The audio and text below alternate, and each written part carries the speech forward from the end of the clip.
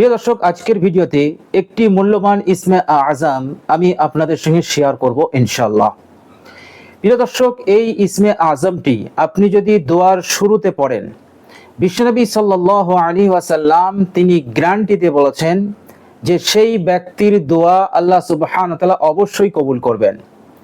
প্রিয় দর্শক, ইসমে আজম হাদিস শরীফের মধ্যে একাধিক ইসমে আজম বর্ণিত হয়েছে। প্রিয় দর্শক, আজকের ভিডিওতে যে ইসমে আজমটা আপনারা শিখবেন, জানবেন, এই ইসমে আজমটা হচ্ছে অত্যন্ত শক্তিশালী এবং খুবই কার্যকর, ফলপ্রসূ। প্রিয় দর্শক, দোয়ার শুরুতে মাত্র একবার এই ইসমে আজম পড়ে আপনি যদি আল্লাহ সুবহানাহু ওয়া তাআলার কাছে দোয়া করেন, আপনি যদি আল্লাহ সুবহানাহু ওয়া তাআলার কাছে নিজের ইচ্ছা, নিজের মনের আশা আকাঙ্ক্ষাগুলো পেশ করেন, আল্লাহ সুবহানাহু ওয়া তাআলা অবশ্যই আপনার সকল চাওয়া আল্লাহ সুবহানাহু ওয়া তাআলা কবুল করবেন। বলেন সুবহানাল্লাহ। প্রিয় দর্শক, দোয়ার শুরুতে ইসমে আজম পড়ে দোয়া করলে আল্লাহ সুবহানাহু ওয়া তাআলা কিভাবে কবুল করেন এবং আল্লাহ সুবহানাহু ওয়া তাআলা কত তাড়াতাড়ি কবুল করেন, এই বিষয়টা বোঝাতে আমি আপনাদের সামনে একটি ঘটনা পেশ করছি। প্রিয় দর্শক, ঘটনাটি হচ্ছে সাহাবী হযরত আনাস রাদিয়াল্লাহু তাআলা আনহু। এক সময় হযরত আনাস রাদিয়াল্লাহু তাআলা আনহুর কাছে তিনার খাদেম আসলেন। এসে বললেন, হুজুর, বাগানে পানি নেই, বৃষ্টি তো নেই, এবং বাগানে পানি না দেওয়ার কারণে বাগানের গাছগুলো মরতে বসেছে। তো পানি না থাকার শিকায়েত তিনি করলেন। প্রিয় দর্শক, হযরত আনাস রাদিয়াল্লাহু তাআলা আনহু ছিলেন একজন জবরদস্ত সাহাবী এবং রাসূলুল্লাহ সাল্লাল্লাহু আলাইহি ওয়াসাল্লামের খাদেম। বিশ্বনবী সাল্লাল্লাহু আলাইহি সাল্লাম যখন মক্কা থেকে মদিনায় হিজরত করেছিলেন, তখন হযরত আনাস রাদিয়াল্লাহু তাআলা আনহুর বয়স ছিল 10। তখন ওনার মা উম্মে সালিম রাদিয়াল্লাহু তাআলা আনহা তিনি হযরত আনাস রাদিয়াল্লাহু তাআলা আনহুকে হাত ধরে নিয়ে এসেছিলেন রাসূলুল্লাহ সাল্লাল্লাহু আলাইহি সাল্লামের কাছে এবং বলেছিলেন, ইয়া রাসূলুল্লাহ, আনাস খাদিমুকা, আজ থেকে আনাস আপনার খাদেম। এরপর রাসূলুল্লাহ সাল্লাল্লাহু আলাইহি ওয়াসাল্লাম হযরত আনাস রাদিয়াল্লাহু তাআলা আনহুকে খাদেম হিসেবে নিজের কাছে রেখেছিলেন একেবারে ওয়াফাত পর্যন্ত। প্রিয় দর্শক, রাসূলুল্লাহ সাল্লাল্লাহু আলাইহি ওয়াসাল্লাম হযরত আনাস রাদিয়াল্লাহু তাআলা আনহুর জন্য দোয়া দিয়েছিলেন। তিনি বলেছিলেন, হে আল্লাহ, আনাসের ধন সম্পদে, আনাসের আল আওলাদে তুমি বরকত দান করো। প্রিয় দর্শক, বিশ্বনবী সাল্লাল্লাহু আলাইহি ওয়াসাল্লামের এই দোয়া কবুল হয়েছিল। হযরত আনাস রাদিয়াল্লাহু তাআলা আনহু তিনি বলছেন, নিজেই বলছেন যে আল্লাহ সুবহানাহু ওয়া তাআলা রাসূলুল্লাহ সাল্লাল্লাহু আলাইহি সাল্লামের এই দোয়ার বরকতে আমার সম্পদ দৌলত অনেক অনেক দিয়েছিলেন। আল্লাহ পাক হযরত আনাস রাদিয়াল্লাহু তাআলা আনহুর যে বাগান ছিল, সেই বাগানে বছরে 2 বার করে ফল দিত। বলেন সুবহানাল্লাহ। এবং হযরত আনাস রাদিয়াল্লাহু তাআলা আনহু বলতেন, এটা রাসূলুল্লাহ সাল্লাল্লাহু আলাইহি সাল্লামের দোয়ার বরকত। এবং তিনি বলেছিলেন যে আমার আওলাদ, আমার সন্তান এবং নাতিপুতি সব মিলে এর সংখ্যা দাঁড়াবে 100-রও বেশি। তো প্রিয় দর্শক, এর সব কিছু ছিল রাসূলুল্লাহ সাল্লাল্লাহু আলাইহি সাল্লামের দোয়ার বরকত। এ কথা হযরত আনাস রাদিয়াল্লাহু তাআলা আনহু নিজেই বলেছেন। তো ঘটনা হচ্ছে, হযরত আনাস রাদিয়াল্লাহু তাআলা আনহুর খাদেম এসে বললেন যে, হুজুর, বাগানে পানি নেই, কোথাও পানি নেই যে সেখান থেকে পানি নিয়ে আমি বাগানে দেব, আর বৃষ্টি তো হচ্ছেই না, ফলে বাগানের গাছগুলো মরতে বসেছে। এটা শোনার পর হযরত আনাস রাদিয়াল্লাহু তাআলা আনহু কি করলেন, তিনি ওযু করলেন। ওযু করার পর তিনি 2 রাকাত নামাজ পড়েছিলেন। 2 রাকাত নামাজ পড়ে তিনি দোয়া করলেন। কি দোয়া করলেন? আল্লাহ সুবহানাহু ওয়া তাআলার কাছে তিনি দোয়া করলেন, পানির দোয়া করলেন। দোয়া করার পূর্বে তিনি যা পড়ার পড়লেন, অর্থাৎ ইসমে আজম পড়লেন। এরপর হযরত আনাস রাদিয়াল্লাহু তাআলা আনহু খাদেমকে বললেন, যাও বাইরে গিয়ে দেখো আকাশে মেঘ ধরেছে কিনা। খাদেম বাইরে গেল, গিয়ে ফিরে আসলো। তিনি এসে বললেন যে, হুজুর, আকাশে কোনো মেঘ নেই, শুধু রোদ আর রোদ। এরপর হযরত আনাস রাদিয়াল্লাহু তাআলা আনহু তিনি আবার নামাজ পড়লেন। নামাজ পড়ার পর তিনি আবার দোয়া করলেন। দোয়া করার পর তিনি আবার খাদেমকে বললেন, যাও আকাশে মেঘ ধরেছে কিনা দেখে এসো। খাদেম বাইরে গেল, ফিরে আসলো, এসে বলল, হুজুর, আকাশে কোনো মেঘ নেই।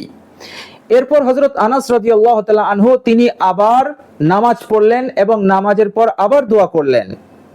এরপর তিনি আবার বললেন খাদেমকে, যাও বাইরে গিয়ে দেখে এসো আকাশে মেঘ ধরেছে কিনা। খাদেম গেল, ফিরে এসে বলল, হুজুর আকাশে কোনো মেঘ নেই। তিনবার, চারবার হযরত আনাস রাদিয়াল্লাহু তাআলা আনহু চারবারের মাথায় তিনি আবারও কি করলেন, নামাজ পড়লেন। এবার তিনি আবারও দোয়া করলেন। এরপর খাদেমকে বললেন, যাও এবার দেখে এসো আকাশে মেঘ এসেছে কিনা।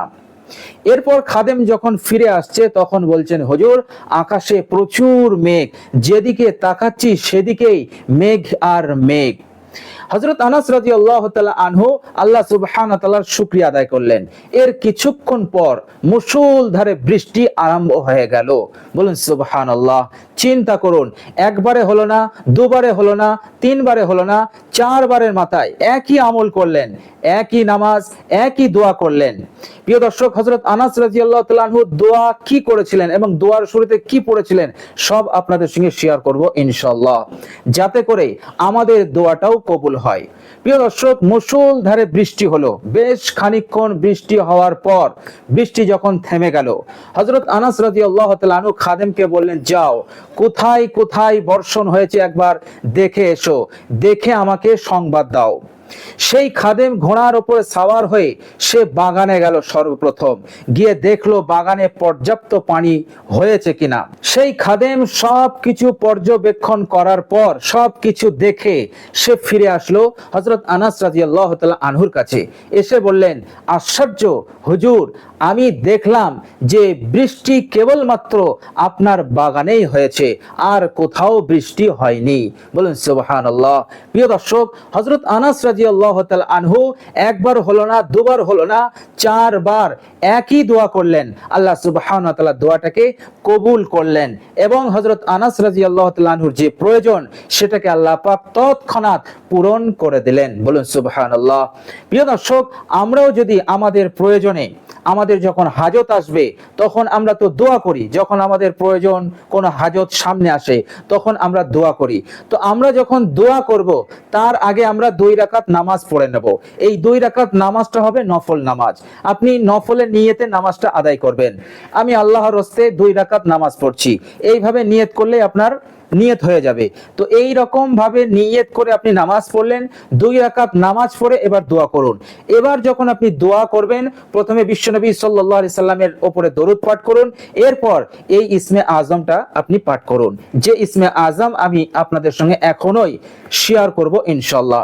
এই ইসমে আজম মাত্র একবার পাঠ করে এবার আপনি আপনার হাজত, আপনার প্রয়োজনকে আল্লাহ সুবহানাহু ওয়া তাআলার কাছে পেশ করুন। আল্লাহ সুবহানাহু ওয়া তাআলা অবশ্যই তিনি আপনার হাজতকে পূরণ করবেন। প্রিয় দর্শক, চলুন এবার আমরা জেনে নেই সেই ইসমে আজমটা কি। প্রিয় দর্শক, বিশ্বনবী সাল্লাল্লাহু আলাইহি সাল্লাম এই ইসমে আজমটাকে শিখিয়েছিলেন, তালিম দিয়েছিলেন এক সাহাবীকে। সেই সাহাবীর নাম হচ্ছে হযরত আবু আয়াশ যায়েদ বিন সামিত রাদিয়াল্লাহু তাআলা আনহু। বিশ্বনবী সাল্লাল্লাহু আলাইহি সাল্লাম এই সাহাবীর কাছে গেলেন। তখন এই সাহাবী নামাজ পড়ছিলেন। নামাজ পড়ার পর তিনি এবার দোয়া করতে প্রস্তুত নিলেন। যখন তিনি দোয়া করতে প্রস্তুত নিলেন তখন তিনি এই ইসমে আজমটি পাঠ করেছিলেন। আর সেই ইসমে আজমটি হচ্ছে, আল্লাহুম্মা ইন্নী আসআলুকা বিআন্না লাকাল হামদ লা ইলাহা ইল্লা আনতা ইয়া হান্নান ইয়া মান্নান ইয়া বাদিআস সামাওয়াতি ওয়াল আরজ ইয়া যাল জালালি ওয়াল ইকরাম।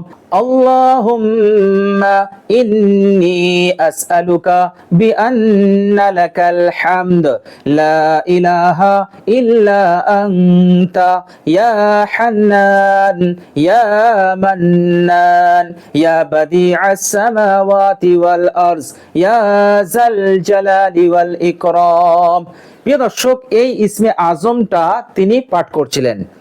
এরপর বিশ্বনবী সাল্লাল্লাহু আলাইহি সাল্লাম সেই সাহাবীকে বললেন, আবু আয়াশ রাদিয়াল্লাহু তাআলা আনহুকে তিনি বললেন, ও সাহাবী, তুমি এই ইসমে আজম পড়েছো, এরপর তুমি দোয়া করো। আল্লাহ সুবহানাহু ওয়া তাআলা এই ইসমে আজম পড়ার বরকতে তোমার প্রত্যেকটা দোয়াকে তিনি কবুল করবেন, তোমার প্রত্যেকটা সওয়ালকে তিনি পূরণ করবেন, কবুল করবেন। বলুন সুবহানাল্লাহ।